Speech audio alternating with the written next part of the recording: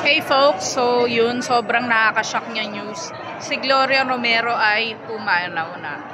So the thing is, in-announce yun ng daughter niya na si Marites Gutierrez sa Facebook. Kaya nga lang naka-friends only, tapos pinost lang ng mga ibang press sa GC namin. Kaya hindi ko pa alam yung buong detalye, but ang alam ko, yun sa upper part, in-announce na rin niya kung saan yung wake.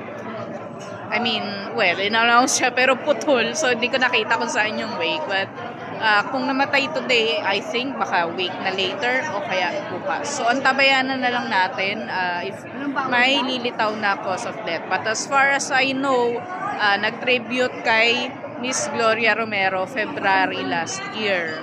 So, medyo ano na siya noon, medyo parang hindi na yung usual na sobrang lakas. So, possible na old age na. But, you know, she has lived a very fruitful life and ang dami nga na ibang markadong roles, ang dami nga na-touch sa buhay. So, yun. Hopefully, I would have time to honor her in the upcoming days through my social media posts.